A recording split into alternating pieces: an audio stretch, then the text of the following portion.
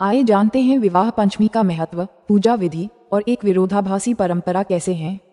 पंचांग के अनुसार मार्गशीर्ष माह के शुक्ल पक्ष की पंचमी तिथि की शुरुआत 24 नवंबर 2025 को रात 9:22 पर होगी। इस तिथि का समापन 25 नवंबर को रात 10:56 पर होगा। ऐसे में उदया तिथि के अनुसार 25 नवंबर 2025 को विवाह पंचमी का त्योहार मनाया जाएगा। धार्मिक मान्यताओं के अनुसार विवाह पंचमी के दिन पर भगवान श्री राम और माता सीता का विवाह मिथिलांचल में संपन्न हुआ था। इसीलिए इसे राम जी और सीता माता की शादी की वर्षगांठ के रूप में मनाया जाता है।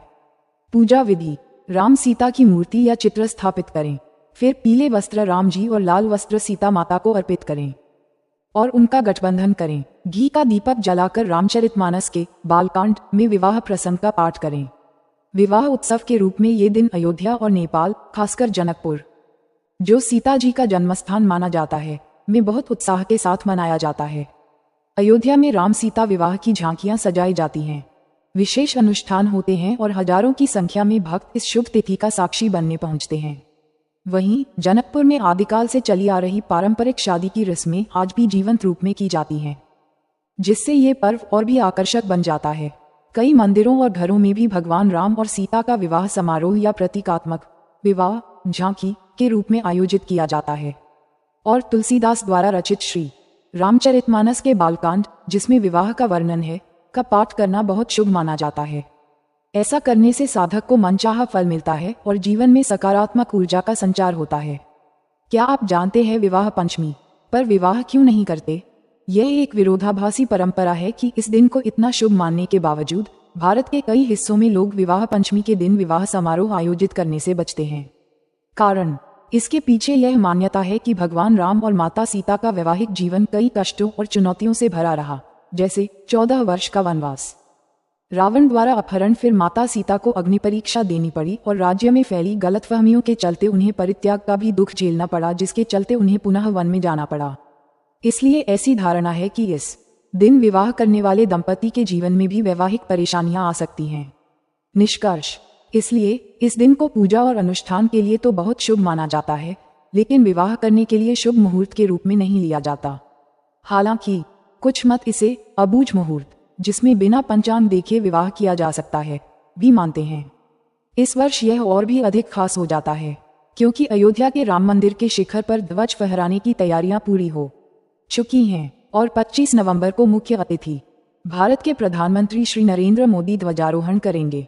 इस अवसर पर राष्ट्रीय स्वयंसेवक संघ (RSS) प्रमुख मोहन भागवत और उत्तर प्रदेश के मुख्यमंत्री योगी आदित्यनाथ भी उपस्थित रहेंगे।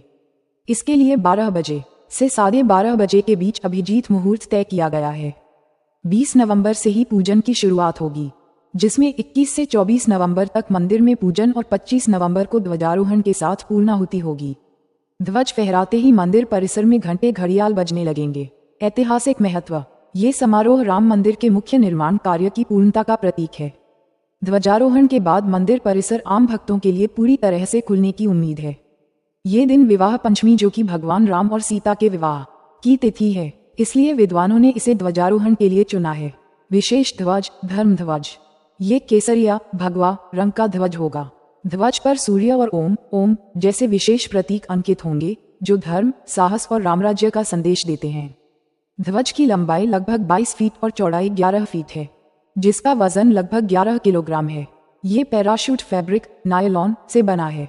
शिखर की ऊंचाई: राम मंदिर के शिखर की ऊंचाई 161 फीट है। इस पर 44 फीट लंबा ध्वज दंड लगाया जाएगा। इस प्रकार ध्वज लगभग 205 फीट की कुल ऊंचाई पर फहराया जाएगा।